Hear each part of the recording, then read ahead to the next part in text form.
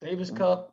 And now we are ready to rock and roll, my friend. With that in mind, welcome into a live edition of an emergency episode of the Mini Break podcast. It is Thursday, September 15th. Alex Gruskin joined by my friend from Tennis Point, Nate Walroth, as we had a bomb dropped on us here Thursday morning, East Coast time. It's official. The end of an era on the ATP Tour is after 20 plus years as a professional player, Roger Federer officially announces his decision to hang up his racket. Federer announcing that the 2022 Laver Cup will be his final ATP event. This was not an announcement any of us were prepared for. An announcement all of us are going to need some time to digest. And again, with that in mind, I am joined by my buddy who joins me oh so frequently, just about every week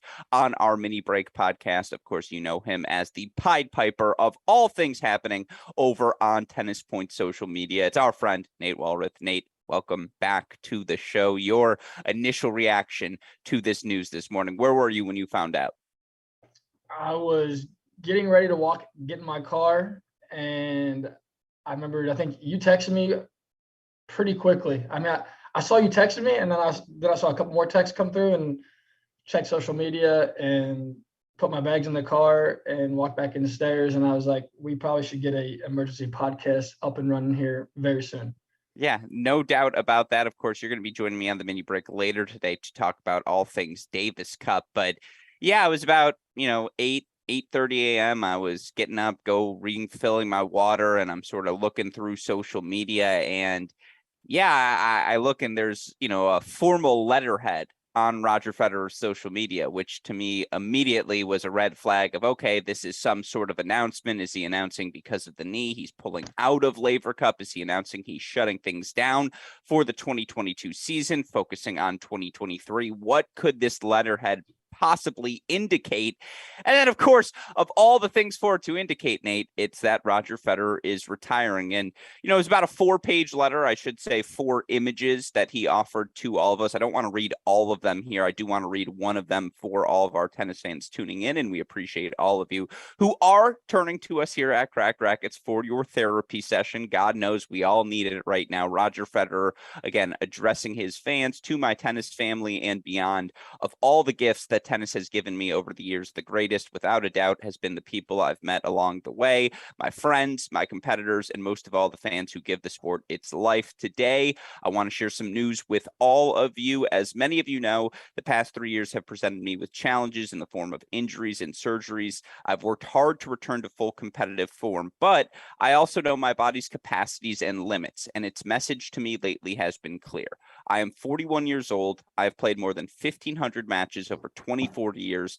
Tennis has treated me more generously than I ever would have dreamt, and now I must recognize when it's time to end my competitive career.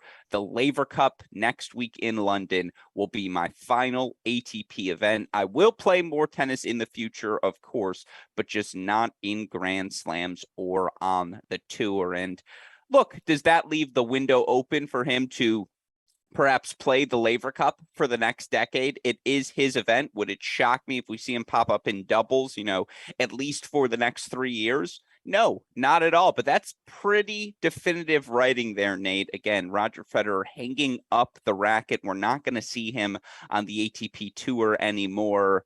What's your first memories? Let's start here of Roger Federer, because we're going to get into the numbers. We're going to get into the stats, the records that he holds. But for so many people, in particular, so many people our age, I mean, I was born in 95. I think you were born late 94, early 95.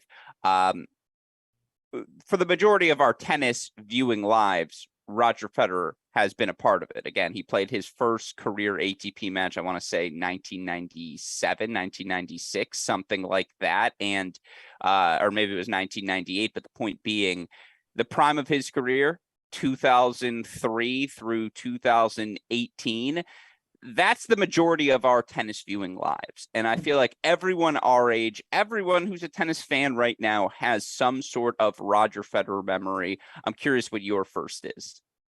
My first memory of him is just the way he looked. He was his face was fuller His hair was different.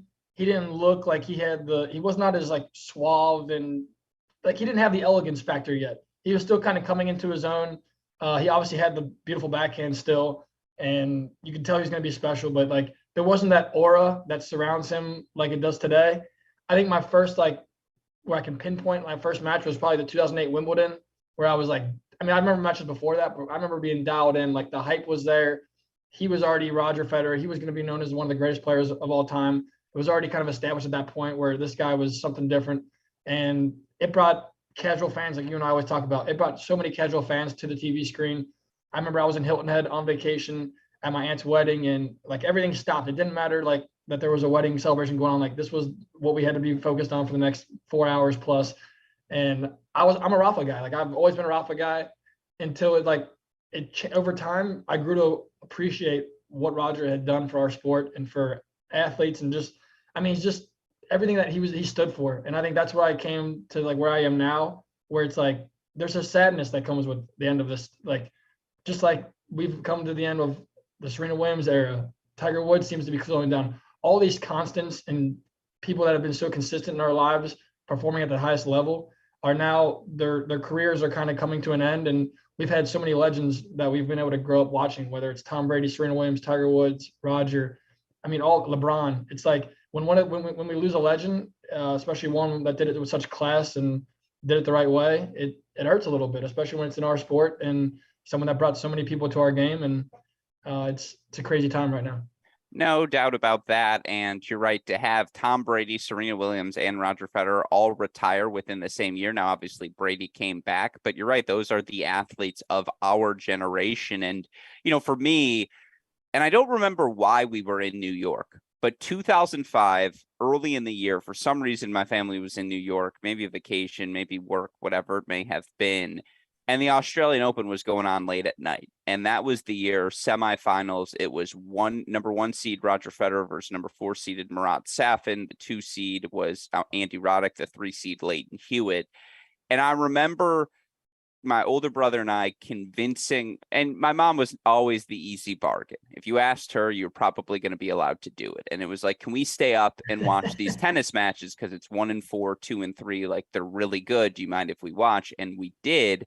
And that's the year Safin beats Federer 9-7 in the 5th set. And, Hewitt beats Roddick in 4 sets. It was a really good set of semifinals. And, at a young age, that's kind of what hooked me in. Like, oh my God, these guys are incredible. And it's top 4 players in a sport I play. And I remember, I think it was 10 or 11 years, so that was it the 07-08 Wimbledon, whatever, or maybe it was the 06 Wimbledon, whatever the first one between Federer and Nadal was, not the 5-setter, but the first one that they 2006, I played. believe, yeah. Yeah, I think it was 06 as well. And I remember at the time I used the K factor, and I was playing this kid who was using the Rafa Pure Drive. And I was like, I need to beat him because Roger Federer just beat Nadal and I have a K factor and he's got a Babolat. And so like, I can't lose this match. That would be an embarrassment to K factor players everywhere. And like, you talk about the influence. It's true. It's true. I watched kids go from using the N code to using the K factor to using that red and black one for a hot second, to using the blade, to now they use the blade full time because that's what Roger Federer was doing. And you talk about his impact, not only on the court, but I mean, all of them. It's like, I'm talking to a tennis point guy here who calls me out for not using the correct nomenclature on the racket, but like, I'm sure you had friends who were in the N code phase who immediately switched to the K factor, right? It's because that's what Federer did. And from 2004 to 2010, all due respect to Rafa, who was clearly the challenger and clearly on the rise. And then once we hit 2010, the big 3 era begins. We're not going to do that right now, I promise. But from 04 to 2010, this man was the gold standard. Mm-hmm. And Serena, of course, was the gold standard on the women's side. But, as a young boy growing up, you were in the same vein. Mm-hmm. Federer was the guy you looked up to because it was like he never had an outburst. I'm not sure if he ever sweat. either. All the hair was perfectly placed, everything well manicured. It was a man just in complete control of everything that he was doing. That's why it was like when he broke that racket and smashed it in Miami, that was the first maybe tennis social media clip of the generation. Or, when do you remember the Guillermo Canas like beat him twice or once or whatever in like 03, 04, 05? I mean, maybe not 03, 04, 05, but like 06, 07 range. And then it was like, who is this Guillermo Canas guy? Because he beat Roger Federer, so he must be unreal. Like, that's how transcendent this man was. And I think what you said really resonated with me was 'cause I grew up playing on a country at like a little swim club with clay courts, and we had being in a clay court, I wanted to use whatever Rafa used, and everybody else wanted to use what Roger had, and it was like it created these rivalries that really we haven't had since then. It's like you either were with Roger or with Rafa, and there was no in between. Like you had to pick a side. I think Roger just did. He never misspoke. Everything seemed to come easy to him. His ground strokes seemed to come easy. He hit aces easily. He walked easily. He moved easily. I think that's part of the reason that I was like, I gotta be with Rafa because he has to work for this stuff. But it's like everything seemed to come so easy to this guy. But I mean, looking back, it's like this was the guy that I feel like he moved the needle as much as anybody else ever touch a racket. I mean, I think he did more for our sport than anybody else has, in my opinion, probably. And I mean, just you can see with the sentiments that people are dropping as he's retired on a random Thursday morning, that it's just like people are stopping what they're doing to kind of show their respect and kind of give him his farewell that he deserves. And hopefully we get to send him off the right way with he has an event that's literally a glorification of Roger Federer. It's called the Laver Cup. People go because it's Federer in action, and the seats are always sold out. And we saw him in Zverev do that around the globe campaign, and we saw him sell out in Africa. We saw him sell out in South America. Roger Federer puts butts in seats. He is a transcendent player in professional tennis history. And how many of us can know even his advertisement campaigns, like the Rolex, the tradition? You can hear the dun-dun, dun-dun, dun-dun, dun-dun, dun-dun, dun-dun, like that, like classic music in the background, and him hitting a forehand with his watch somehow perfectly on his left wrist, or him, putting that wristwatch on before every trophy ceremony, putting on the RF clothing, or like the jacket, always that nice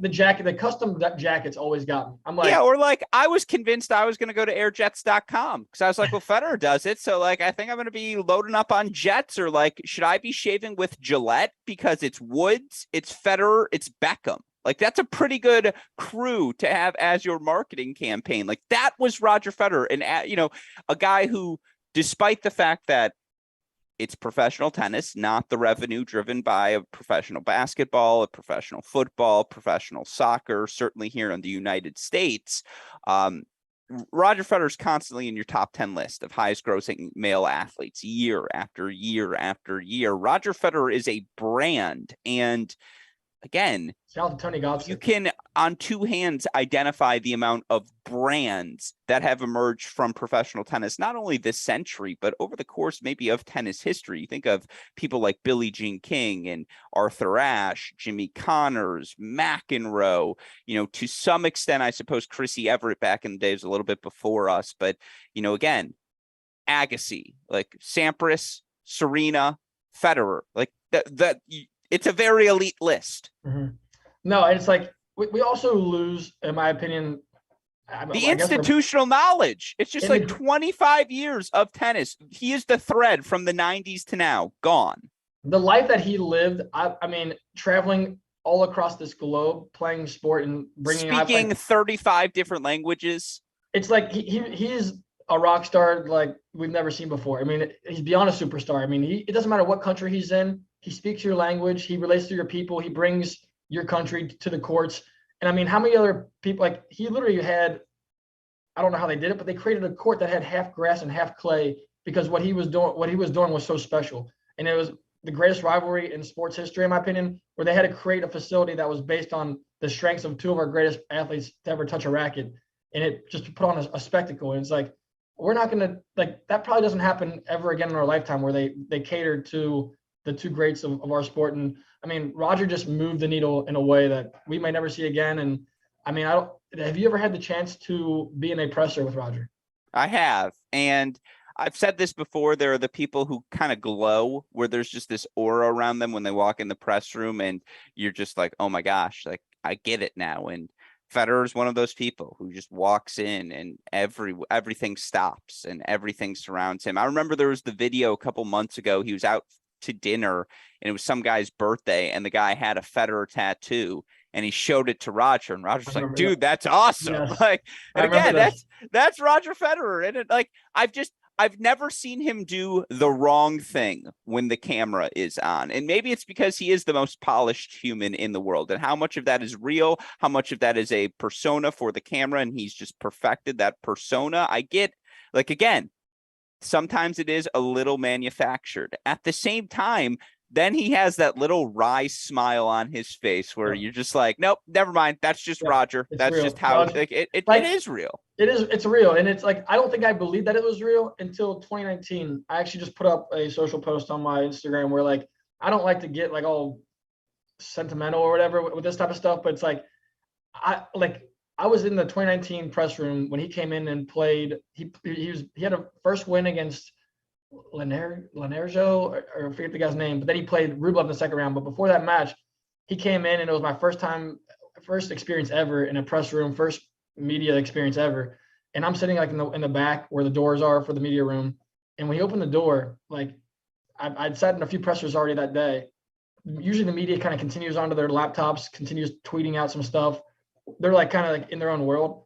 When the door opened and they thought that there was an opportunity that it was going to be Roger, like everybody looked, oh, it's not Roger. It's like just like the Marshall.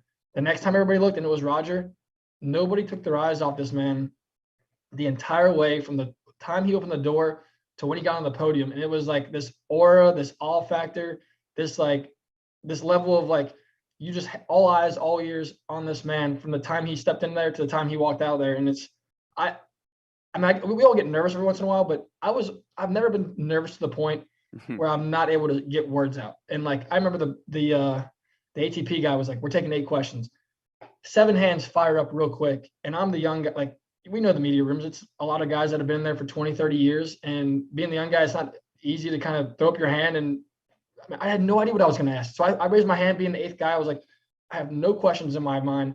The first 7 questions ring out and it felt like 10 seconds. And then I'm up there and they're like, they looked at me and Roger looks at you and everybody's like, my name is Joe Smith. I'm with the New York Times. And then here's your question. I had to find some words at the moment. And I just asked him, how do the speeds of these courts compare to Wimbledon? I couldn't find anything.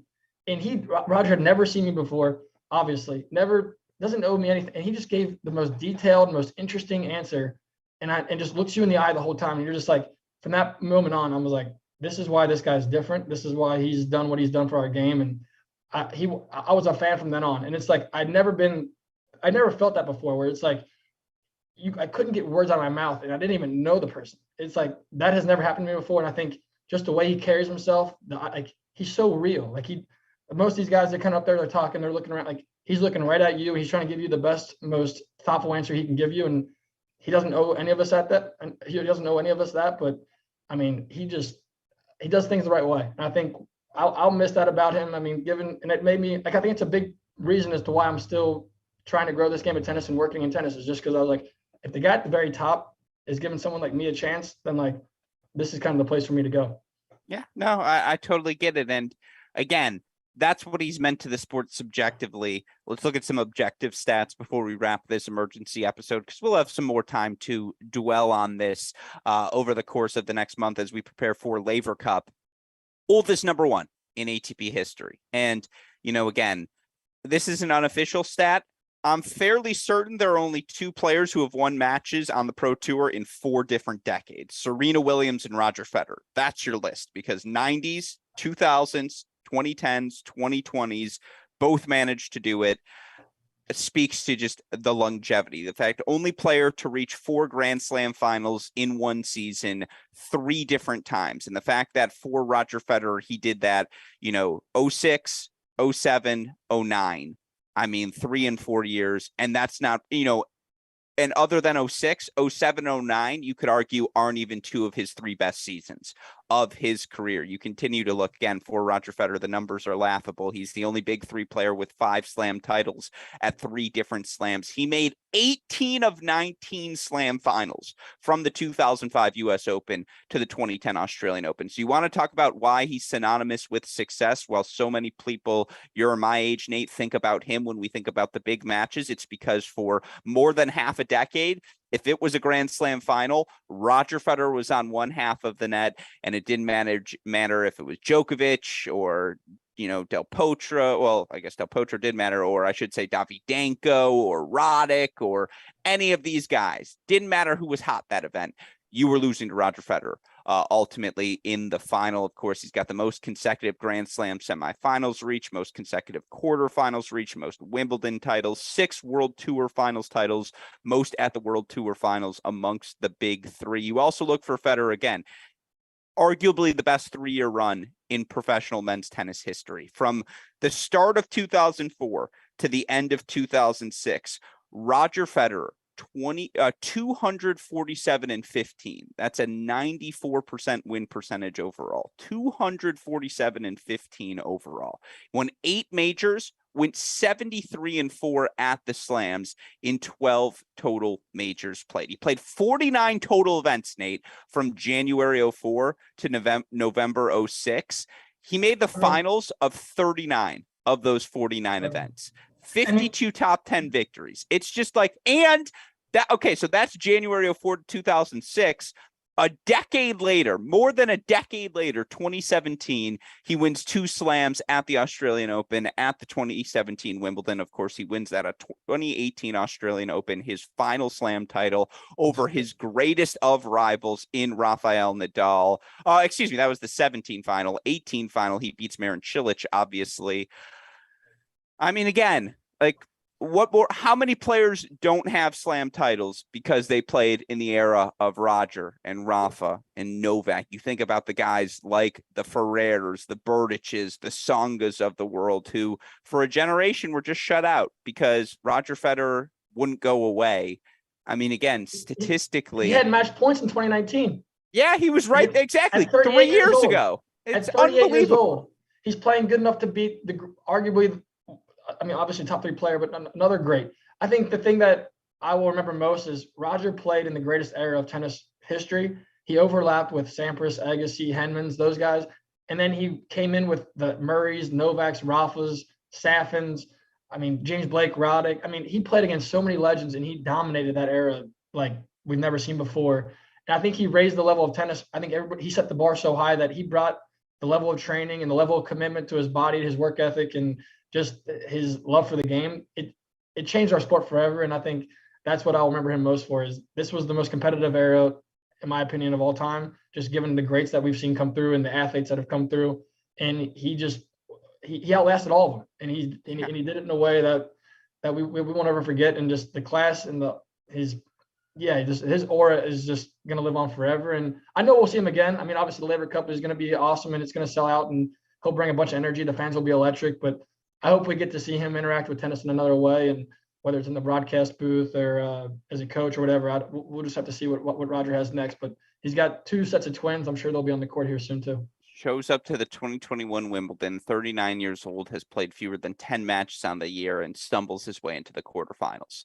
There's just an aura around him. Obviously, when you look for Roger, the most technically sound serve and forehand you'll ever see. He plays the game the way everyone in their head imagines they look when they play the game. His ability to close at the net, transcendent. You've got the Saber era where he's chipping and charging to the net. There's, a shocking degree of physicality. I'll tell you what, 2000s Roger was a little thicker than you remember, a little stronger, and then he leaned out later in his career, and that helped him sustain his movement. Talk about the most effortless mover we'll ever see. Just all of his footwork, the perfection, the glide, the fact that, again, the moment a single strand of hair was out of place, you knew it was going to be combed back over that headband, and just he leaned out and dropped the weight of the racket a little bit, and he prolonged his career another 5 years of high level tennis. And then it's also worth noting that when you see Roger in person, he is, I guess it's a skinny torso. He It doesn't is. have these jacked arms.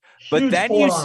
His you right see forearm. his legs though, and you're just like, holy hell! Like this, I see it now. This guy is a world-class athlete, and I mean, 2 sets of twins. Come on now. That's mathematically, dare I say, almost impossible. Speaks to just, again, even through all aspects, Roger Federer is a winner. Yeah, it's laughable. The Last statistics are memory. laughable. He did it over 4 decades. I was going to say, yeah, final thoughts to you. Final thoughts is most of these players on the practice court, like we're always like, they're setting up a can of balls or a ball and they're hitting balls with serves. Roger Federer was putting quarters on the line, quarters, and taking out quarters, stacks of quarters of change on the lines. It's just a different level of precision in his game. And shout out to Roger Federer. Appreciate everything you did for our game. Probably wouldn't be doing what I'm doing today without you. Yeah, again, 20 Grand Slam singles titles. Obviously over 1,500 matches, 24 years of tennis. There's a lot of records we could continue to go into here. He owns a bunch of them. You're not going to, again, it's not even a question. Is he going into the Hall of Fame? It's how many statues will be erected of him at countless tennis courts throughout the globe. He has been an ambassador for our sport. He's been one of our game's greatest champions. And I'll tell you what, looking forward to seeing that Laver Cup number. I wonder if that becomes the most watched match in tennis history because everyone will be tuned in. Do you think Djokovic, Nadal, and Murray knew, and that's why they played this Laver Cup? Roger's like, hey, guys, I need you there because it's my last event. 100%. You're not going to convince me otherwise. The average price of Laver Cup, I think, was $200 before today. What's the ending price for the Roger Federer singles match? Over, under 1,500? Over. I was going to say 2,000. I was going to say 2,000. $2,000. I don't know. I could be wrong, but it's. You know what? Subscribe to TC Plus. You'll get more bang for your buck for that $2,000. I'll tell you what. Subscribe to TC Plus. That's the way to do it. Now, again, we will chat with you more later today, Nate Walroth, to talk about the Davis Cup and things happening in the tennis world this week. But obviously, the bombshell dropping, the fact that Roger Federer announces the 2022 Laver Cup will be his final ATP event. We will all look forward to it. And of course, we will talk about it as well as everything else that happens over the course of the home stretch of this 2022 season. With that said, shout out to you, Nate. You're absolutely right. I texted you at about 8:40 today, and I was like, well, what if we were going through topics and we were like, well, what if we do this? What if we do this? And then it's like, well, Federer actually just retired, so we probably have to do that. I had my arms full with my phone on top of my stuff, and I saw it light up, and I saw what I said. I saw Federer retire. I couldn't believe it. Yeah, the legends, man. Another one: Barty, Serena, Federer, Delpo, Tsonga, all in 1 year. Generational shift. Maybe people will believe me now. But yeah, with that said, for the fantastic Nate Walroth, our super producer Daniel Westoff, who makes everything here at Cracked Racquets possible, and from all of us here at both Cracked Racquets and the Tennis Channel Podcast Network, I'm your host, Alex Gruskin. You have been listening or watching an emergency edition of the Mini Break Podcast. We will talk to you all later today. And Nate, what do we tell our people? That's the break. See you all later. Thanks, Nate. Thanks, man.